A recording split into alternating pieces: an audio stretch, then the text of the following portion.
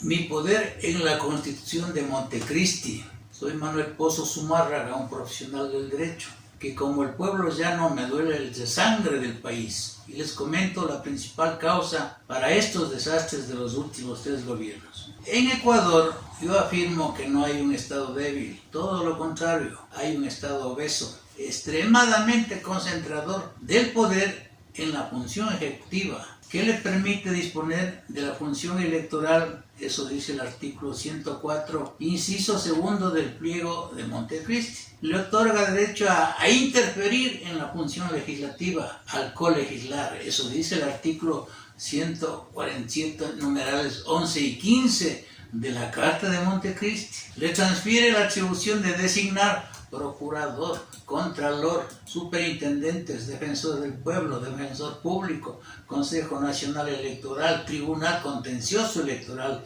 y Consejo de la Judicatura, a través de delegados de cada función estatal y organizaciones sociales, calificadas por el órgano ejecutor de sus políticas, el Consejo de Participación Ciudadana y Control Social. Si ustedes, me refiero a los analistas, medios de comunicación y hasta ciertos profesionales del derecho, leyeran sin sesgos políticos el artículo 261, numerales del 1 al 12, se darían cuenta que todo el poder de nuestra economía y otros renglones está en el Ejecutivo. Por esta causa, ninguno de los gobernantes de turno, ni Correa, ni Moreno, ni Lasso, quieren cambiar ese articulado, porque a su juicio perderían poder. Lo de la muerte cruzada, la reforma constitucional, la consulta popular, es puro show mediático. Son distractores de las crisis para que la gente sin educación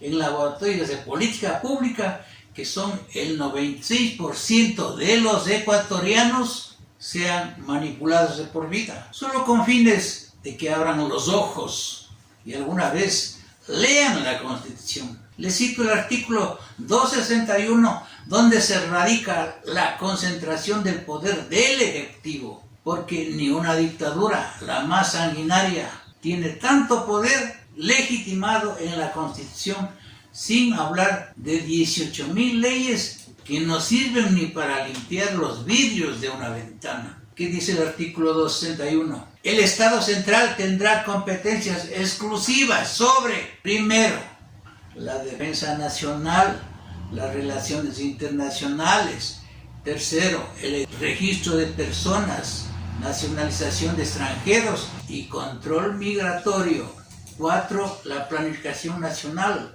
5, las políticas económicas, tributarias, aduaneras, arancelarias, fiscales y monetarias, comercio exterior y endeudamiento. 6, las políticas de educación, salud, seguridad social, vivienda. 7, las áreas naturales protegidas y los recursos naturales. 8, el manejo de los desastres naturales. 9, las que corresponde aplicar como resultado de tratados internacionales. 10, el espectro radioeléctrico y el régimen de comunicaciones y telecomunicaciones, puertos y aeropuertos. 11, los recursos energéticos, minerales, hidrocarburos, hídricos, biodiversidad y recursos forestales. Y 12, el control y administración de las empresas públicas nacionales, etcétera, etcétera. En otras palabras, más sueltas y ordinarias, este andamiaje constitucional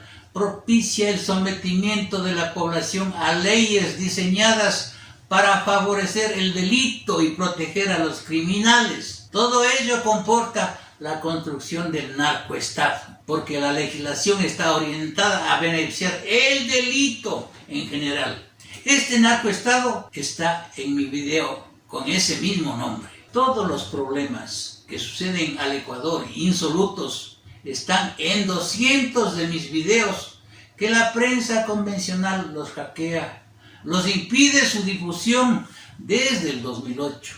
Al poner a disposición en los defensores públicos, en la Defensoría del Pueblo y al control de las cárceles a militares y policías que están involucrados en la lista de los Big Money de Don Nasa, ya es el colmo. La Constitución del 2008 y sus reformas para proteger a los delincuentes aprobadas por legisladores con antecedentes penales y judiciales están desarmando a la población civil, dejándola indefensa a merced del AMPA, mientras permite que los delincuentes se tomen espacios públicos, políticos e infiltren la fuerza pública al impedir que se exhiban los rostros de los crápulas que siguen desde las cárceles de mi país produciendo muerte y dolor. Si algo puedo rescatar como ejemplo del autoritarismo del presidente de El Salvador, Nayib Bukele, es el manejo de las cárceles, pero que también tiene sus excesos. Este país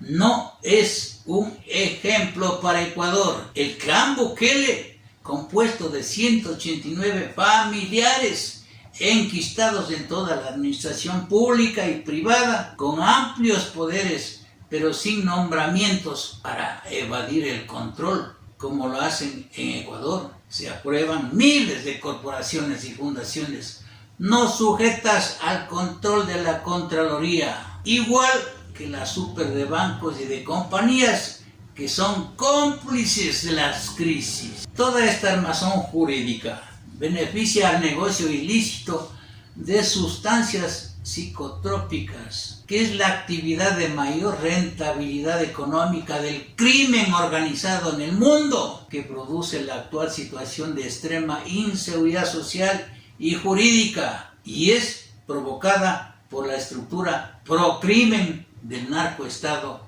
vigente desde la Constitución del 2008. Por tanto, al no existir delimitación de las funciones del Estado, al constatar que la Carta de Montecristi permite la intromisión de una función en las otras funciones, no existe Constitución. Eso lo sabe la fiscal, el presidente del Consejo de la Judicatura, los jueces banales y los asambleístas de pacotilla. De acuerdo a un criterio de doctrina constitucional básico que está vigente desde 1789, con fundamento en el artículo 16 de la Declaración de los Derechos del Hombre y del Ciudadano, al no existir Constitución, no existe Estado. Ergo, en Ecuador no hay Estado de Derecho desde el 2008. Por tanto, no hay un Estado débil ni un Estado fallido. Todas son categorizaciones eufemísticas que impiden encontrar la adecuada solución a la realidad nacional que se desarrolla dentro de los parámetros de un narcoestado que seguirá gobernando en las elecciones del 5 de febrero del 2023, con el voto de los ignorantes, que no es una palabra prohibida o mala, es alguien que ignora una cosa, que ignora un tema, que ignora una ley, que ignora una constitución, etc. Estoy convencido que ni Dios ni el diablo juntos no tienen tantas competencias como el Ejecutivo en nuestro bello país. Así o más claro. Mejor les invito a que miren el spot del narcotraficante Otoniel y cómo y dónde deben ser construidas y manejadas las cárceles. Muchas gracias, ecuatorianos. Así es la temible cárcel en la que será recluido alias Otoniel. Alias Otoniel será enviado a la cárcel Florence, donde nadie ha podido escapar, y sería vecino nada más y nada menos que del Chapo Guzmán, aunque nunca se conocerán muy seguramente. Desde el exterior, esta prisión es famosa por la vista que ofrecen las montañas hermosas, imponentes y coloridas del condado de Fremont. Sin embargo, esta prisión donde será enviado Otoniel está diseñada para que los presos nunca puedan mirarlas. Así que la única oportunidad que tendría Otoniel de ver las montañas rocosas es al entrar a la cárcel, pero ya dentro jamás las vería nuevamente. La cárcel de Florence cuenta con 490 celdas individuales en las que los presos pasan 23 horas al día solos en un espacio de concreto que mide 2.1 metros de ancho por 3.6 metros de alto. Las comidas se las entregan tal cual como vemos en las películas de Hollywood, a través de pequeños agujeros en las puertas, y las camas son losas de concreto con un delgado colchón cubierto con un par de mantas. Otoniel comerá 3 veces al día y la comida es aprobada e inspeccionada antes por el coordinador de la cárcel.